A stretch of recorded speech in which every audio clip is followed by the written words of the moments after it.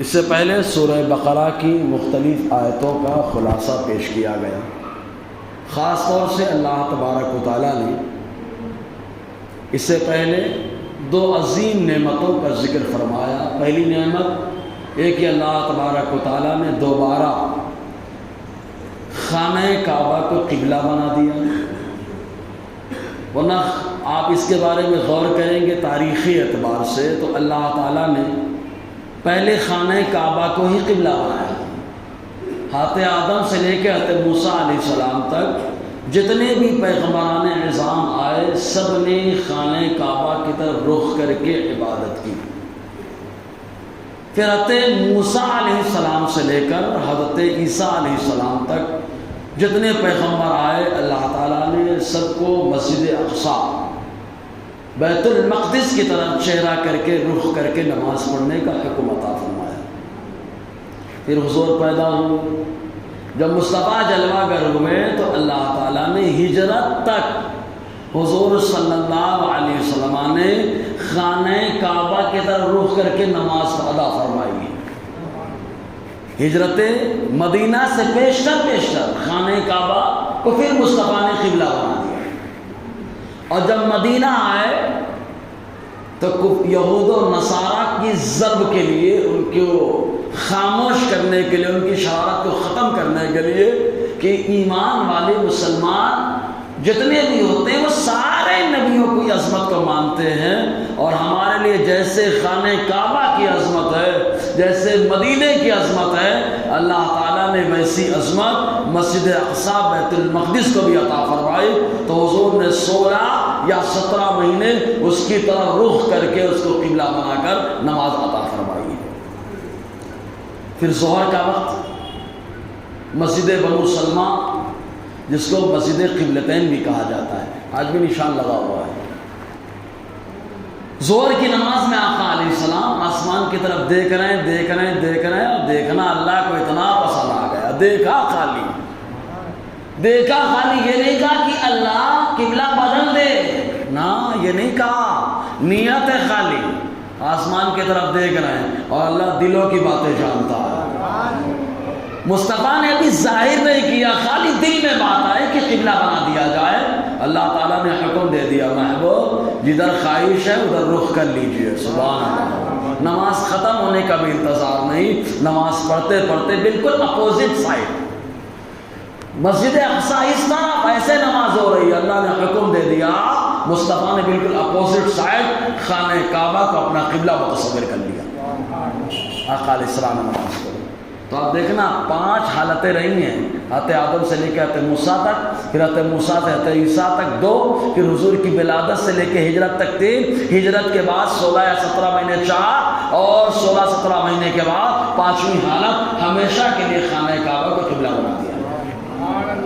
تو یہ عظیم نعمت۔ پھر بنانے والا کون؟ وہ نبی جس کے لیے اللہ نے سب بنایا ہے نا، ان کے صدقے میں اللہ نے بنایا۔ کن کن خوبیوں کے ساتھ بھیجا؟ صفائی کرنے والا، دلوں میں جو گندگی ہے دل کو کون صاف کرے؟ ڈاکٹر آپریشن کرے تو بیماری دور کرے، اور مصطفیٰ کی نظر کیمیا پڑ جائے تو اللہ ساری بیماریوں سے نجات عطا فرمائے، ساری بیماریوں سے نجات عطا فرمائے۔ تو حضور نعمت، آپ کا آنا نعمت، آپ کا مسلمانوں کو سنوارنا نعمت، تو اللہ تعالیٰ نے جب ایسی نعمتوں سے مالا مال فرمایا فوراً حکم دے دیا، اتنی نعمت ملی ہے تو اب نعمتوں کی ناشکری نہیں ہونا چاہیے۔ فَاذْكُرُونِي أَذْكُرْكُمْ، اے میرے بندو اتنی نعمتوں سے مالا مال کیا، تم میری نعمت کا ذکر کرتے رہو، میرا بھی ذکر کرتے رہو، تمہارے چرچے کو میں عام کر دوں گا۔ ظاہر سی بات ہے، جس نے اتنی نعمت سے نوازا ہے اس کا تو ذکر ہونا چاہیے نا، اٹھتے بیٹھتے ہونا چاہیے۔ ہم تو زبان سے نہیں کر پاتے ہیں، لیکن ہمارے بزرگوں کا تیور تو یہ رہا، زبان بھی اللہ کا ذکر کرے، دماغ بھی اللہ کا ذکر کرے، دل بھی اللہ کا ذکر کرے، ساتھ ہی ساتھ پورا وجود اللہ کا ذکر کرے، ہے نا۔ اسی لیے ذکر کی 3 قسمیں کی جاتی ہیں، ذکر لسانی، ذکر قلبی، ذکر اعضاء سے، اس کو بولتے ہیں ذکر بالجوارح۔ ذکر لسانی زبان سے آدمی بول رہا ہے اللہ اللہ اللہ اللہ اللہ اللہ اللہ اللہ، اور دل سے دل بول رہا ہے اللہ اللہ اللہ اللہ اللہ اللہ، اور یہ دل جس کا اللہ اللہ بولنے لگے، آقا فرماتے تمہارے بدن میں گوشت کا لوتھڑا ہے، اگر وہ سلامت ہے تو پورا بدن سلامت ہے، وہ بگڑ گیا تو پورا وجود بگڑ گیا۔ صحابہ نے پوچھا وہ کون سا لوتھڑا ہے؟ آقا نے فرمایا وہی ہے جسے دل کہا جاتا ہے۔ اس لیے ہر آدمی زبان سے تو ذکر کرنا بڑا آسان کام ہے، لیکن دل سے ذکر کرنا بڑا مشکل کام ہے، کیونکہ جس کے دل سے ذکر ہوتا ہے تو اللہ تعالیٰ وہاں اپنا نور پیدا فرماتا ہے، ورنہ شیطان جا کر کے دل میں بیٹھ جاتا ہے۔ شیطان بیٹھتا ہے تو الٹے سیدھے کام کراتا ہے۔ اچھا، دل ہی سے جیسے ڈیزل پیٹرول اگر گندا ہو جائے تو گاڑی کبھی بند ہو سکتی ہے، بلاک ہو سکتی ہے۔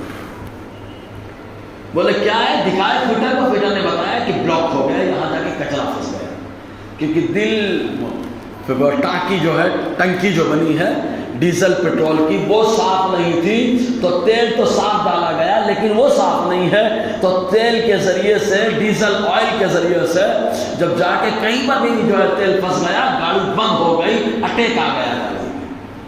تو ویسے ہی دل کا صاف ہونا بڑا ضروری ہے۔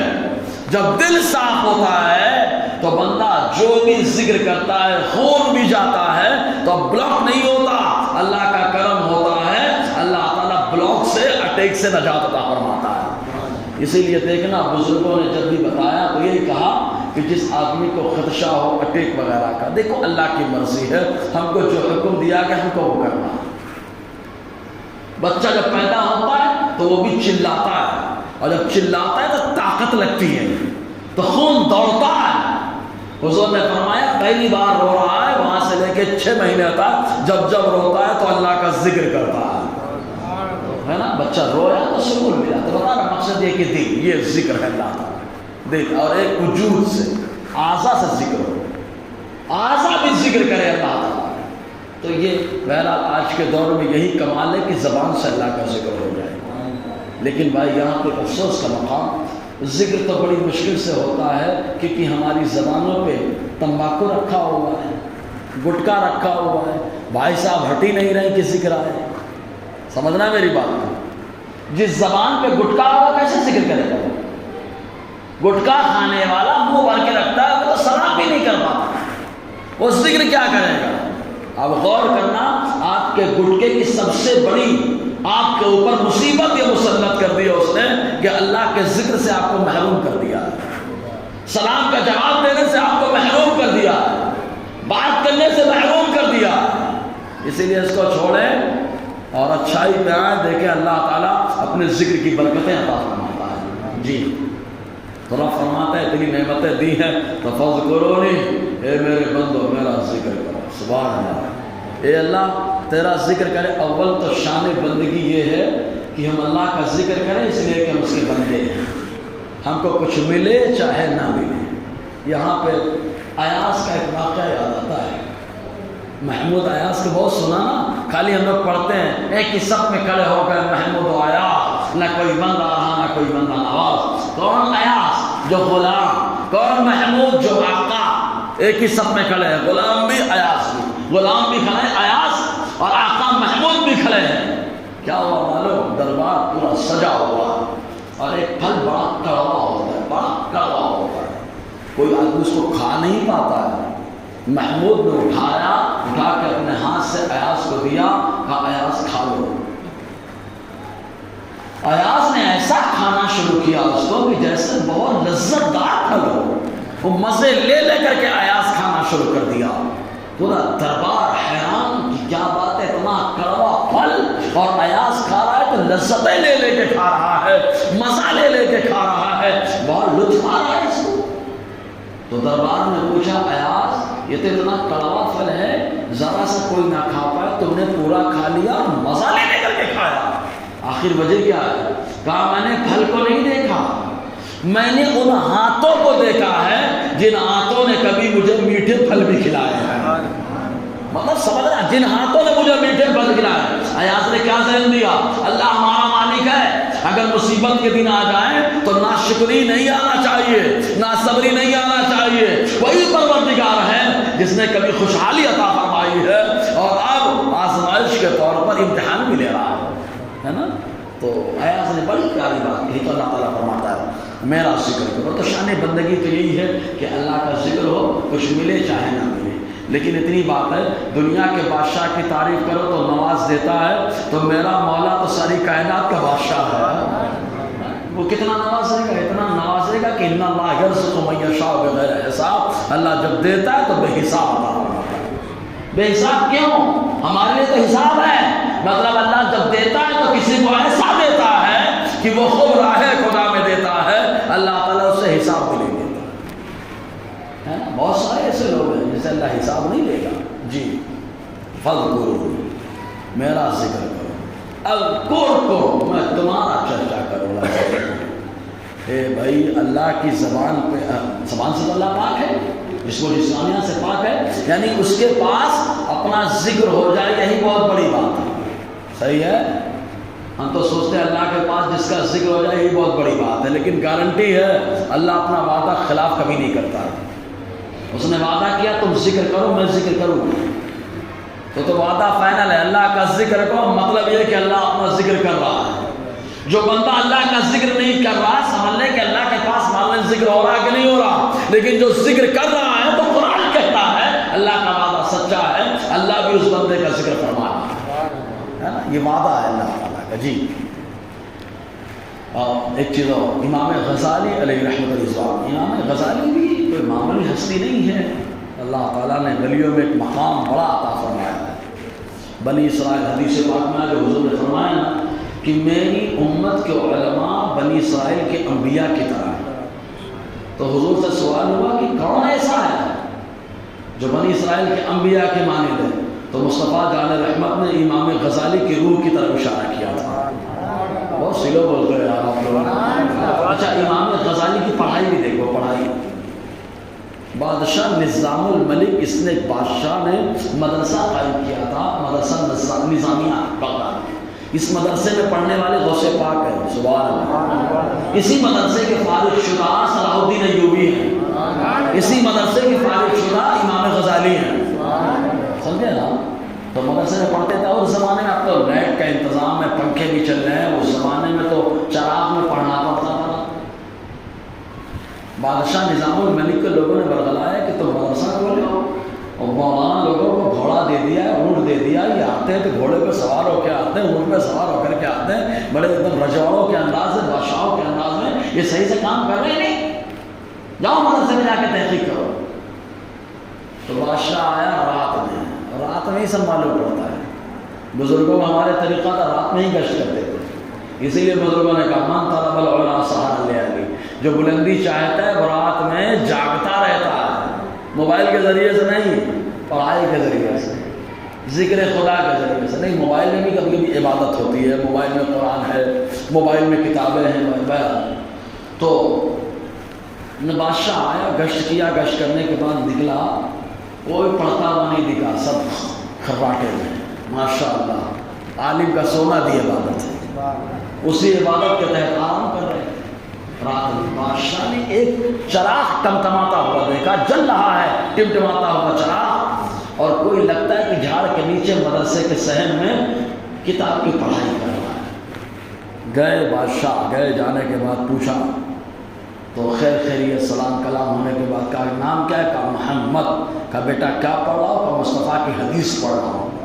کہا بیٹا کیوں پڑھ رہے ہو؟ کہا اس لیے کہ تاکہ مصطفیٰ کے دین کی ترویج و اشاعت کر سکوں، تبلیغ کر سکوں. تو بادشاہ وہیں سے تاثر کیا لے کے آیا، اس نے سب کو نہیں دیکھا، ایک کو دیکھا.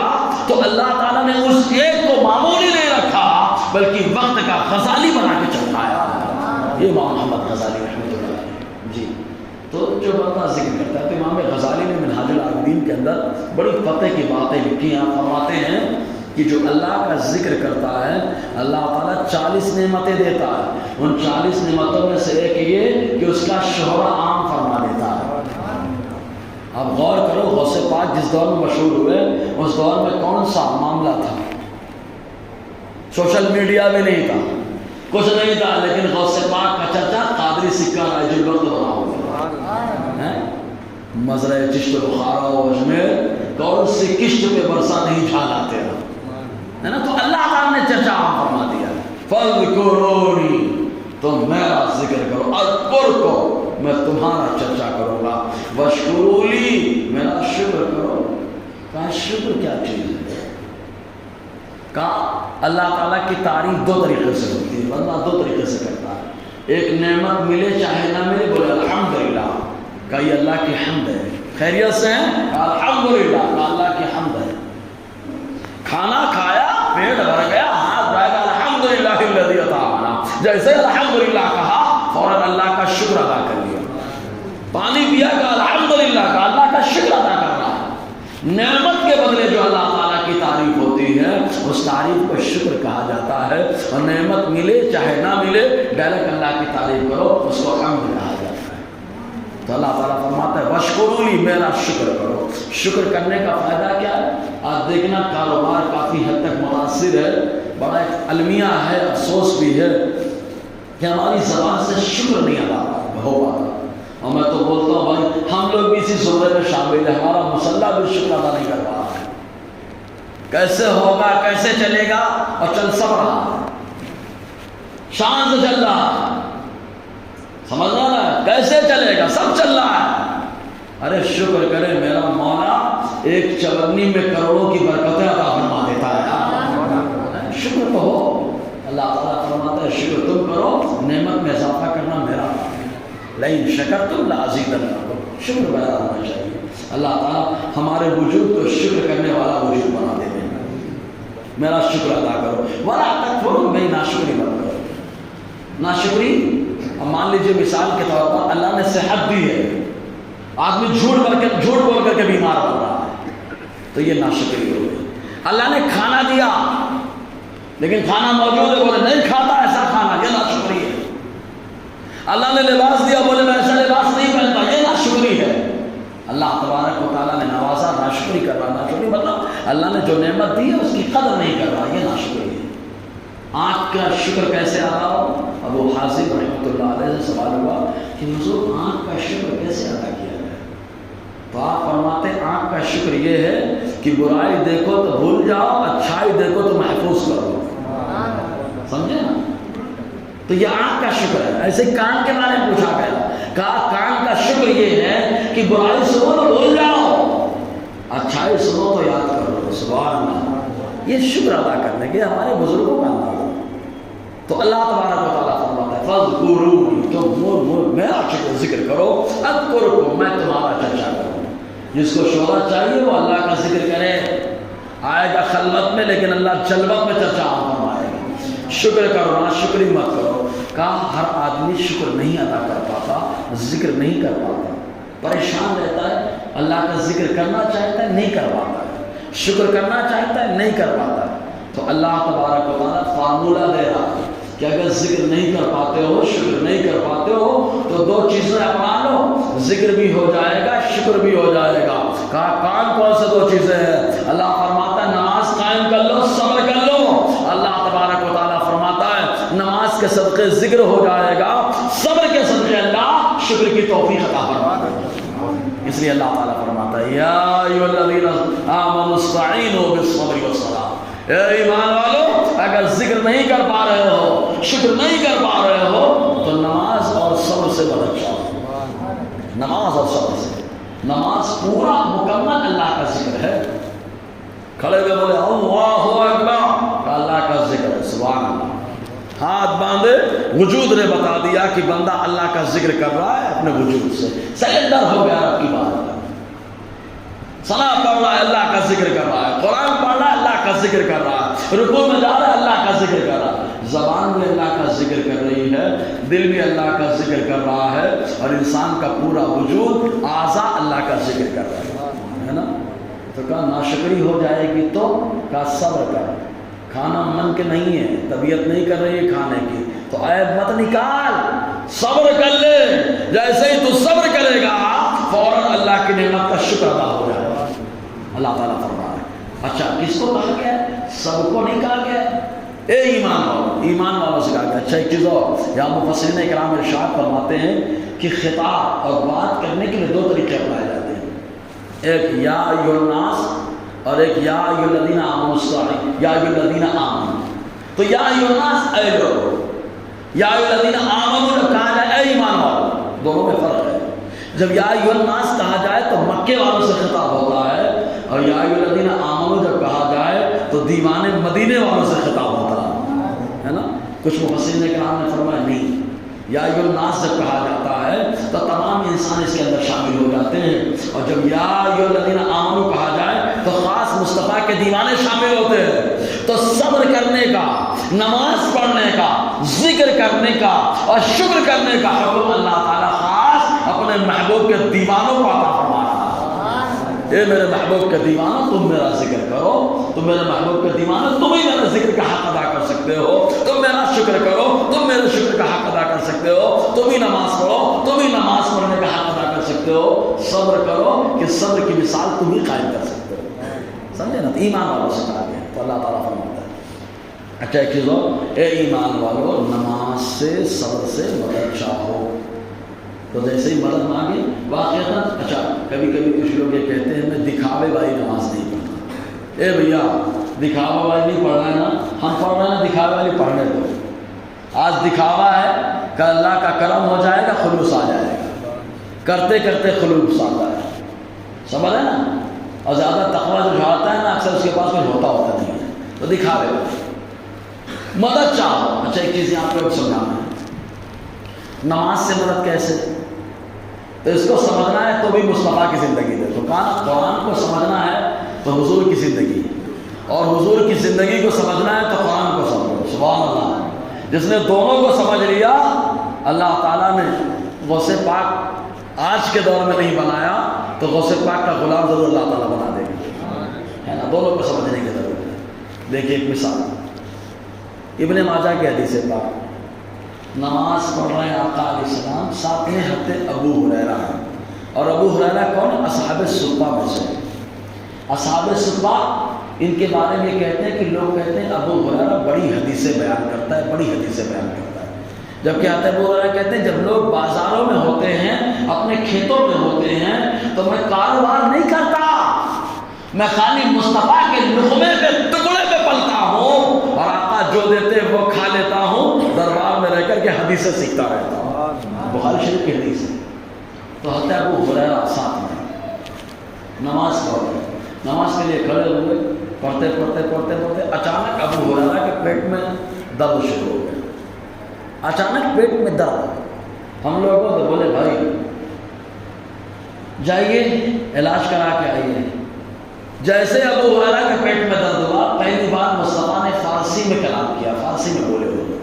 آقا فرماتے اشکمت درد، ابن ماجہ کی حدیث ہے، اشکمت درد، یہ ابو ہریرہ کیا تمہارا شکم، تمہارا پیٹ درد کرتا ہے؟ کہا ہاں یا رسول اللہ۔ ابو ہریرہ کبھی ایران گئے نہیں ہیں، لیکن مصطفیٰ فارسی میں بول رہے ہیں، دیوانہ سمجھ رہا ہے نا، دیوانہ سمجھ بھی رہا ہے۔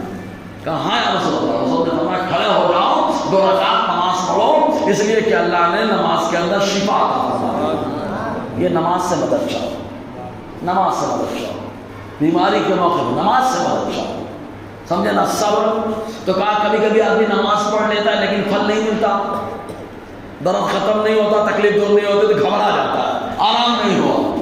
شفا دینے والی ذات اللہ ہے، مصطفیٰ نے کہہ دیا نماز کے اندر بیماری سے شفا ہے تو شفا ہے، لیکن اس کے لیے صبر شرط ہے، صبر کرنا پڑے گا، شفا ملے گی۔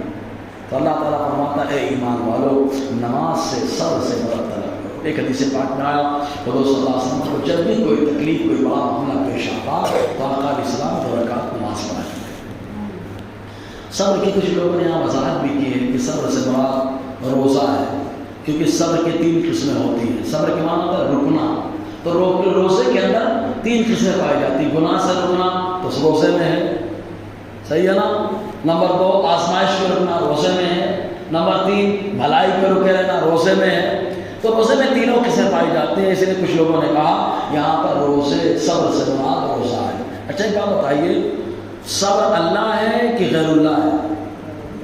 غیر اللہ ہوتا اللہ کے علاوہ، صبر اللہ ہے کہ غیر اللہ ہے؟ بولو نا یار، یہ نہیں بولے، اللہ ہے کہ اللہ کے علاوہ ہے؟ صبر اللہ ہے کہ اللہ کے علاوہ ہے؟ اللہ کے علاوہ ہے نا۔ نماز اللہ ہے کہ اللہ کے علاوہ ہے؟ اللہ کے علاوہ ہے۔ صبر بھی اللہ کے علاوہ ہے، نماز بھی اللہ کے علاوہ ہے، اور قرآن میں اللہ فرما رہا ہے صبر سے ناز سے مدد چاہو تو اللہ تعالیٰ تو خود اپنے علاوہ سے مدد مانگنے کا حکم عطا فرما رہا ہے۔ اللہ کے علاوہ ہے صبر، اور اگر کوئی بولے اللہ ہے تو ہم کہیں گے اللہ تو برباد ہوتا ہے نماز، سمجھ میں آیا نا؟ تو یہ غیر اللہ ہے۔ ان اللہ مع الصابرین، بے شک اللہ صبر کے کرنے والوں کے ساتھ ہے۔ صبر کرنے والے سے مطلب کیا مطلب ہے؟ دو آدمی جھگڑا کیے، ایک آدمی پہنچ گیا، مطلب دو بھائی جھگڑا کیے، ابا کے پاس گئے شکایت کرنے کے لیے، ابا نے کہا ٹینشن مت لے میں تمہارے ساتھ ہوں۔ ابا گھر میں بیٹھے وہ باہر ہے تو بھی ساتھ میں ہے، سمجھنا؟ ابا باہر ہے وہ گھر میں تو بھی ابا ساتھ میں ہے، مطلب ابا کا سپورٹ ہے اس کو، ابا کی مدد ہے اس کو، ابا اس سے راضی ہے، خوش ہے۔ سمجھنا ہے؟ خالی تقریب فہم کے لیے مثال دی ہے۔ تو اللہ تعالیٰ فرماتا ہے ان اللہ مع الصابرین، بے شک اللہ صبر کرنے والوں کے ساتھ ہے، مطلب اللہ صابروں سے راضی ہے۔ سبحان اللہ، صابروں سے راضی ہے، اللہ کا سپورٹ صبر کرنے والوں کے ساتھ ہے، اللہ کی رحمت صبر کرنے والوں پر ہے۔ سمجھ ہے نا؟ تو اللہ تو اب کہا صبر کرنے والوں کے ساتھ ہے اللہ کی رحمت، کوئی مثال آنی چاہیے تو کہا احد میں آ جاؤ۔ احد میں صحابہ نے صبر کیا، اب احد میں اللہ نے کیا ذہن دیا انشاءاللہ اگلے ہفتے اسی پر روشنی رہے گی۔ اللہ تعالی ہم سب کو فیضان قرآن برکات قرآن سے معلومات فرمائے۔ اس سے پہلے